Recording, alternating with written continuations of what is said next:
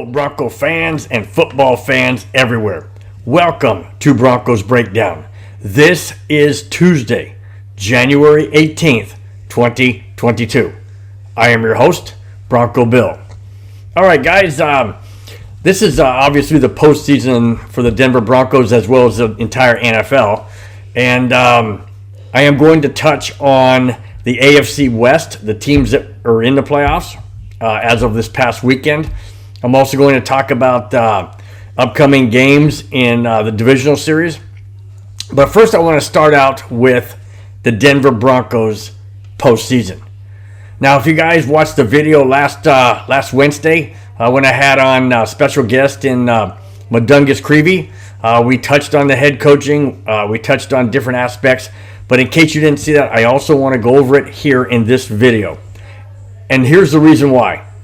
Because I want to explain exactly my feelings in depth as to where the Broncos ended up at 7-10 and where they could have been at 10-7.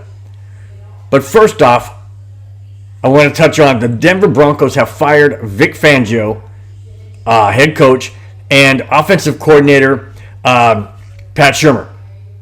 Am I glad? Well, I don't like to see anybody lose their job. But if you're not performing at the level that you were hired to perform, the money you're getting paid to perform that job, and the results are the results are always negative, as in football being more losses than wins. You can't stick around and get paid that kind of money to constantly fail. Vic Fangio had 3 years as a Broncos head coach. And it's time the Broncos go in a different direction. I just don't mean, I'm getting ahead of myself because it's so frustrating to me. I don't mean that we need to go in a different direction, meaning that we need to fire Fangio and get another coach. That's obvious. Different direction to me is offensive coordinator minded as our new head coach. And that's why I like Bryce Callahan of the Cincinnati Bengals. Now, I know the Bengals are still in the playoffs. We'll get to that in a little bit. But the reason why I say I want an offensive-minded head coach is because of the Broncos' track record with offensive-minded head coaches as opposed to defensive-minded head coaches. The defensive-minded head coaches we've had lately have been Vance Joseph, Vic Fangio. Now, granted, there's always an exception, and John Fox was a defensive-minded head coach, and the Broncos made the playoffs, had a winning record, and went to the Super Bowl. Yes, they lost to the Seattle Seahawks in Super Bowl 48, but they still got there with a defensive-minded head coach. Before that, we had Wade Phillips. Great defensive mind. Not that good of a head coach. And I say that the same with Fangio as well. And that's why, guys, I want an offensive-minded head coach. We had one with Mike Shanahan, back-to-back Super Bowls. Super Bowl 32, Super Bowl 33 champions. The flag behind me tells you and tells me that Super Bowl 50, we also had an offensive-minded head coach in Gary Kubiak. So yes, I want to repeat that success with an offensive-minded head coach. I like Bryce Callahan. I think he would be great as a head coach. Offensive-minded, of course. Who do I want for defensive coordinator? If we get a defensive coordinator, if we need one, I would like Dan Quinn. As far as offensive coordinator, I would like Eric Bieniemy of Kansas City. Do I think that Kansas City is going to give him up? No. But there's always a chance. There's always hope. Money talks. Trading draft choices talks. Colorado's a great place to live and to visit and to play. That's my dream ticket right there. That's my dream ticket. Bryce Callahan, head coach. Eric Bieniemy, offensive coordinator. Dan Quinn, defensive coordinator. I think that speaks volumes as to where Denver can go next year.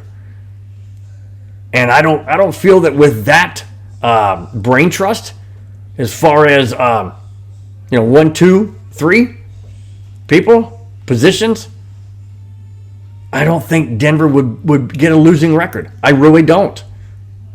Now, that's not to say that Callahan can change Drew Lock overnight. Look what he did to with Joe Burrow. Did you guys see the game, the Cincinnati game? Yes, I'll get into that too, as well as a controversial play. But he has taken Joe Burrow, and yes, Joe Burrow had more talent coming out of college. I get that. I understand that. But if, and I say if with a big IF, if Drew Lock can get it between his ears as to what he needs to do to be great in the NFL, then yes, I think Bryce Callahan is the guy that could do that, along with Eric Bieniemy. All right, now let's get into the head coaching. Now, the Broncos have started their interviews. George Paton has already started his interviews with different candidates. Nothing has been said as far as who they're going to hire or who's even on the short list. That hasn't even been revealed. I have no information on that. Once I get that, obviously I'll pass that along. And there's also new ownership. So this Bronco offseason is not going to be an offseason with nothing to do. I mean, George Paton is entering his second year as GM. There's ownership out there that the Broncos need to address. There's head coaching position, offensive coordinator position, possibly quarterback position. What's Rodgers going to do? What's Wilson going to do? Wilson's saying that he wants out. He wants out of Seattle. He's been saying that.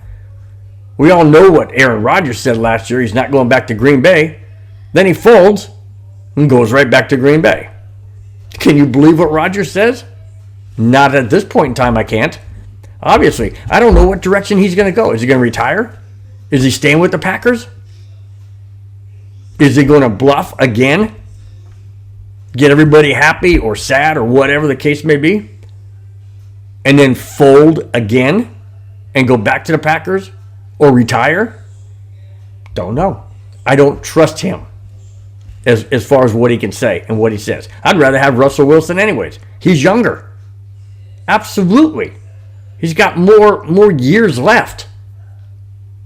Do I think if Aaron Rodgers came to the Broncos, we'd be an instant Super Bowl favored team to win it all? Not necessarily. Not necessarily. Don't know how the offensive coordinator is going to handle the quarterback situation. Or head coach, for that matter. Don't know. Would Drew Lock be better if he was on the Patriots? Possibly. Possibly. I can't say yes or no for sure because he's not there. I just know that he just was absolutely pathetic under Pat Shurmur, but that's all Pat Shurmur's fault, in my opinion. Didn't structure the offensive game plan to Drew Lock's strengths. I digress. Anyways, so the new ownership. Everybody or should be familiar with the fact that Peyton Manning is trying to get to be part of a group. He obviously would be the face of the group. That would be perfect. He loves Colorado. He loves the Broncos. He still lives in Colorado. He still has a home there. And I think he would be great as a face of the Broncos ownership. There's a flip side. John Elway is looking to line up with some billionaire individual or a group of his own to go head-to-head against Peyton Manning. Somebody suggested to me that why doesn't John Elway and Peyton Manning get together in one group and co-own? That's not going to happen, guys. That's not going to happen. I'll tell you why. John Elway was Peyton Manning's boss. John Elway was the GM and director of player personnel. Yes, he brought over Manning. That's true. But Manning was underneath Elway. If they're going to be in a partnership as the face of the Broncos as co-owners, I don't see how their egos allow that to happen. I just don't. John Elway is competitive in every way, shape, and form. So is Peyton Manning. I just don't see those two working side by side together as co-owners. I just don't see that happening. Now, since they're both looking to be in a partnership or group to be the face of the Broncos as the new ownership group, who would you rather have, guys? I'm going to throw that question out to you. Who would you rather have as Broncos face of the new ownership?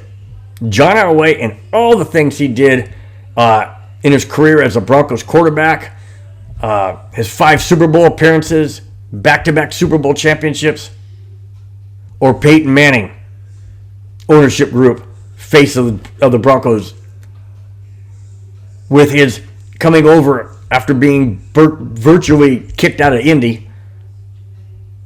Nobody knew what the Broncos were going to get with an injured Peyton Manning coming off of that double neck surgery. Well, I'll tell you what. 4 straight AFC West Division championships, 2 Super Bowl appearances, and a championship Super Bowl 50. Who would you rather have? That's a tough one, guys. That's a tough one. But here's where I make my choice. I say Peyton Manning, and here's the reason. John Elway was a great quarterback. Wonderful quarterback. Hall of Fame quarterback. But not that good of a GM. Totally missed out on draft choices. Choices he made that have turned into busts. Paxton Lynch, Brock Osweiler, to name a few. Yes, he brought over Peyton Manning. Absolutely he did. That was a great move. But everybody knows it's what have you done for me lately? And his draft choices of not taking Josh Allen and taking Bradley Chubb instead has been an absolute mistake. And that's why I cannot trust him to be the face of the Broncos organization in an ownership. I would rather have Peyton Manning because Peyton Manning does not do things with his heart. He does it with his head. John Elway, unfortunately, does it with his heart. Can't blame the guy. You can't blame the guy for wanting to do it with his heart. That's his passion. That's not to say Manning doesn't have passion. Absolutely he does. Just in a different way. I don't know what direction it's going to go. I don't know if it's going to be a single person. I don't know if it's going to be somebody that we have not even discussed. Is it going to be a group? Is it going to be maybe just 1 or 2 people? I don't know. None of us know at this point in time. What we do know is the Broncos are going to have a new ownership before the 2022-23 NFL season. I think it's going to happen before the draft. I think our head coach has to be chosen before the draft, which is in April. He's got to be part of it. Absolutely has to be part of it. So that's where we stand as far as ownership, head coach, offensive coordinator, possible defensive coordinator, and the such. Now, let me point out why I feel that the Broncos postseason at 7-10 could have been totally much different.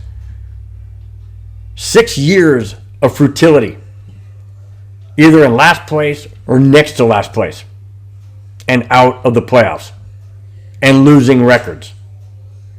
In those 6 years, 3 under Joseph, 3 under Fangio, both defensive-minded coaches. Why do I say Denver could have been much better and been maybe 10-7? 9-8? Definitely, for sure. I say 10-7 was right there in their grasp.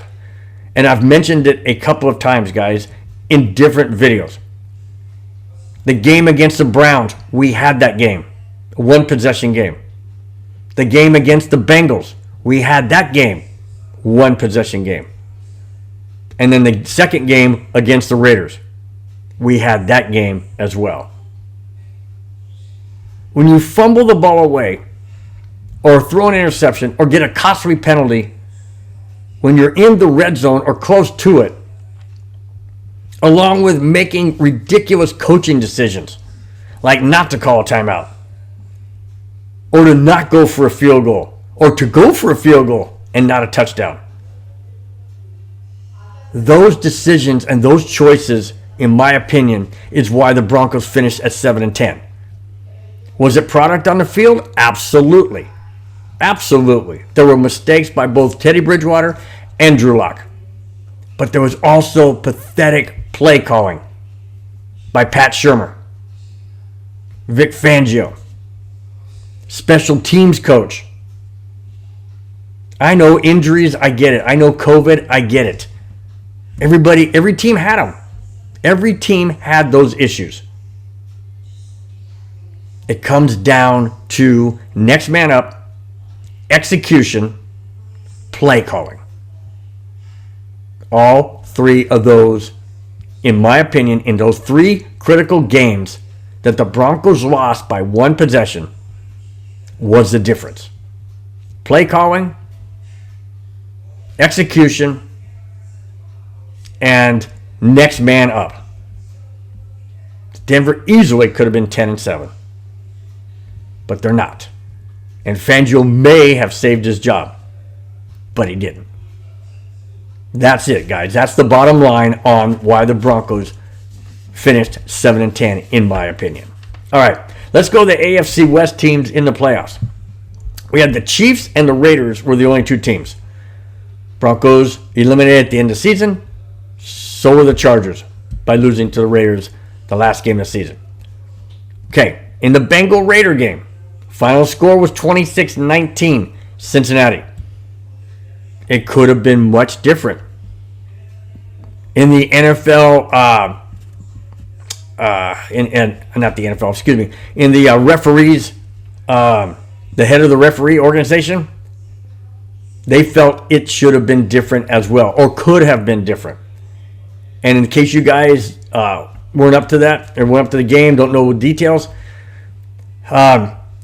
Joe Burrow was rolling out of the pocket. They're deep inside Raider territory. It's in the first half. The game was obviously close. It wasn't 26-19 at the time. But Joe Burrow rolls out to his right. He gets close to the sideline. The referee, the side judge right there, the referee, as soon as Burrow threw the ball, it was about maybe 2 or 3 feet from the receiver in the end zone to catch the ball, and you hear a whistle. And it looks like the Raider defender slowed up, kind of gave up, and the pass was caught for a touchdown. The referees gather together. There is no, you cannot throw a challenge flag on that. It's a non-challengeable play. NFL rules states if you blow a whistle, even if it's inadvertently, the play is dead at that point. They slowed it down, multiple angles, and the ball was not in the receiver's hand at the time you hear the whistle. It was close. Yes, it was close. Maybe a foot or two, like I mentioned. But it wasn't in the receiver's hand. Therefore, the play should have been blown dead. They should have played it again. They should have played that down again. And who knows if the Bengals would have scored. But because the referees got together and said, nope, inadvertent whistle, but it came after the catch. Again, it's non-reviewable, non-challengeable. So that play stood. Final score, Cincinnati 26, Raiders 19. A touchdown. You got it, guys. And the Raiders fans are going to be talking about that for years. You know they are. They still talk about the tuck. The Brady tuck. Of course they do. They haven't won a championship in who knows how long. 1981, I think, or 1980, 81, somewhere around there. Of course they're talking about it. It's the only thing they can talk about. They can't talk about championships or wins or anything. But anyways, you can't change the outcome. There's been many outcomes in football that have been changed by a bad call. or a non-call. This is just one more. And this one just happened to go against the Raiders. So the Raiders are out. The Bengals move on. The Chiefs played the Steelers. It was absolutely a blowout. The Chiefs are just too good. The Steelers backed in basically because the Raiders-Charger game didn't end in a tie that would have sent both the Raiders and Chargers to the playoffs. But because the Raiders won that game, that knocked the Chargers out, put the Steelers in. Chiefs walked all over the Steelers. 42-21. Chiefs are that good of a team, guys. They're that dominant.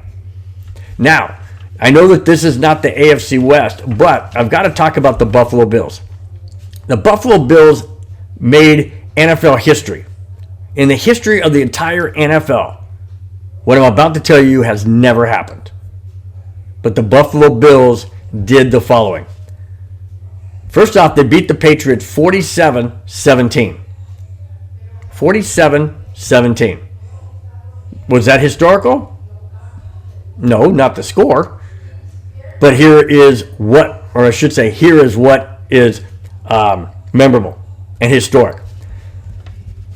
Buffalo scored 7 touchdowns on 7 possessions. Every possession they had resulted in a touchdown. Buffalo also had no punts, no field goals, no fumbles, and no interceptions. Do you guys understand that? Do you realize that? No punts, no field goals, no fumbles, no interceptions, 7 possessions, 7 touchdowns. So you ask, why is it 47 and not 49? Because they went for 2. Didn't get it. Went for 2 again. Didn't get it. 47 points. Also, this is also remarkable. In all of their possessions, I think it was 45 possessions, 35 possessions, something like that. Every single play that they ran went for positive yards, except the last 2. The last 2 were kneel downs at the end of the game. So every possession that they had, other than kneel downs, resulted in a positive yardage gain. That's crazy. That is crazy. And then you say, okay, well, they ran the ball every play. Nope. Josh Allen threw 5 touchdown passes. Out of the 7 touchdowns they got, Josh Allen threw for 5. That means every time he threw the ball, it was caught. Because remember, guys, every play they ran was for positive yardage, except the 2 kneel downs. That is remarkable.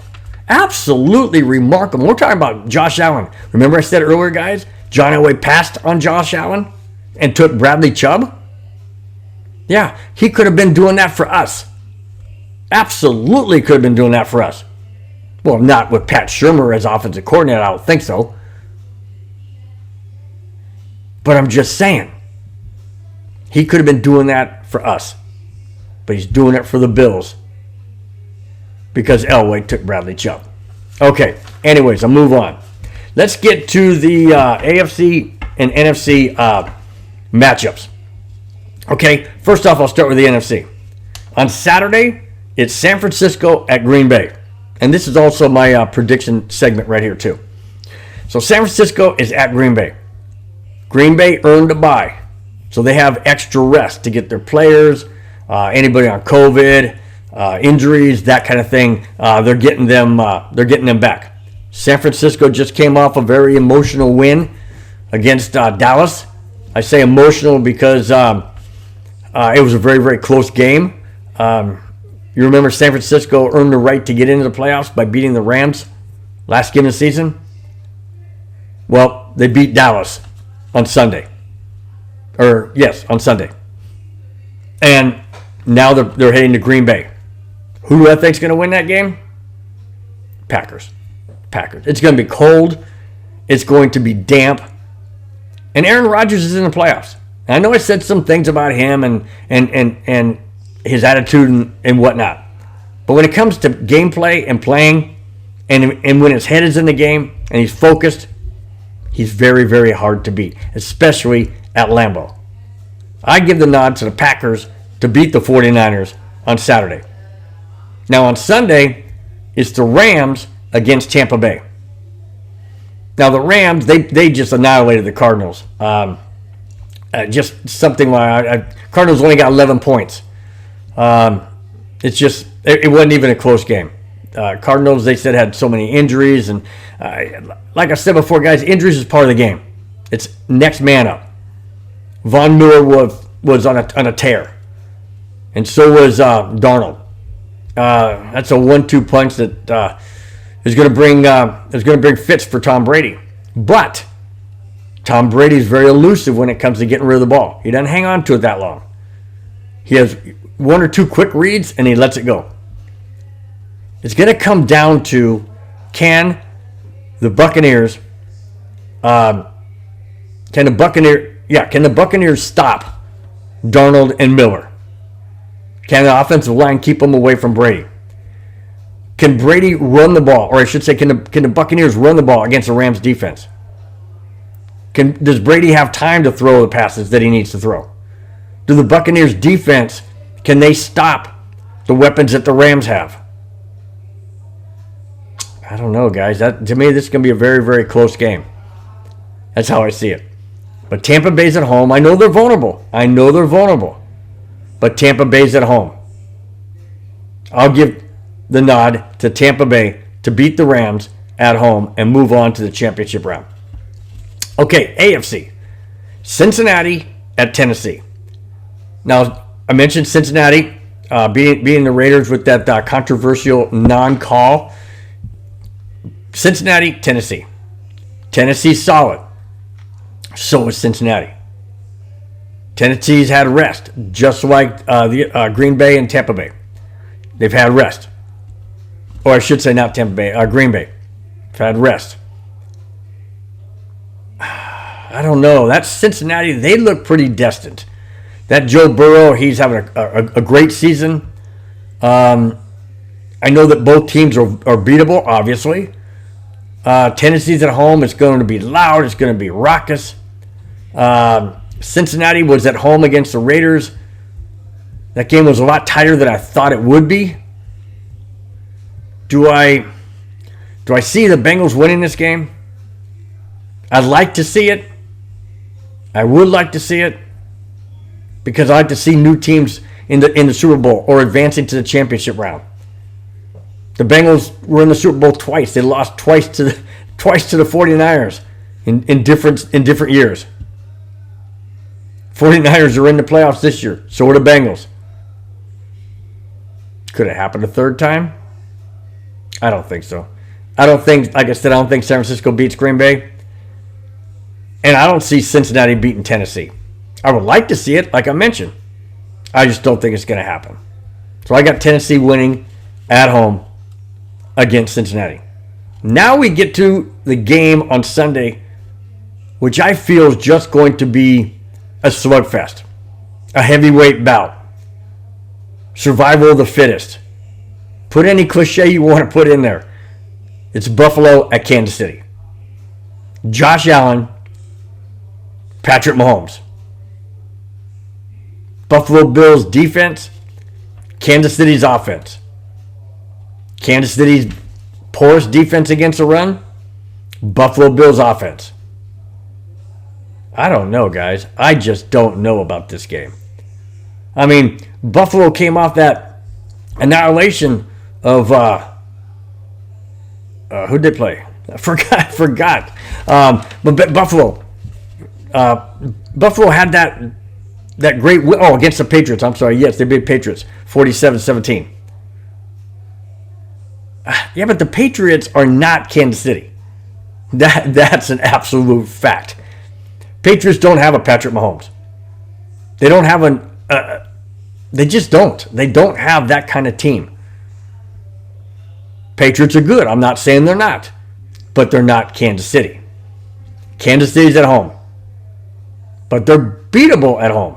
They've lost multiple games this year at home, which was the first in a very, very long time. Do I see Buffalo going in there and beating Kansas City in a very, very loud, hostile stadium, in Arrowhead Stadium? Those fans are absolutely rabid and supportive. I don't know. I don't know. But I do have to pick one or the other. I would like to see Buffalo. They went to 4 straight Super Bowls back in the early 90s. Lost all 4 straight. I would love to see either Cincinnati or Buffalo in the Super Bowl. I just don't feel they can get past Patrick Mahomes in Arrowhead Stadium. If this was in Orchard Park, New York, or wherever Buffalo plays now, in Buffalo, I'd probably have to say I'd take the Bills by virtue of being home in the cold, in a hostile stadium. But it's in Arrowhead. So I have to give the nod to the Chiefs. So I have the Chiefs beating Buffalo, Tennessee beating Cincinnati, Green Bay beating San Francisco, and Tampa Bay beating the Rams. You tell me what you think, guys. You tell me who you want to see as offensive coordinator of Broncos. You tell me who you want to see as head coach of the Broncos. The ownership, who do you want to see? Elway Group, Manning Group. And who do you think is going to win this coming weekend? That's it, guys. That's all I have. Thanks for watching. Thanks for subscribing. We will talk to you after these games next weekend. After Saturday and Sunday's games. We'll talk to you next Monday or Tuesday. Thanks, guys. Have a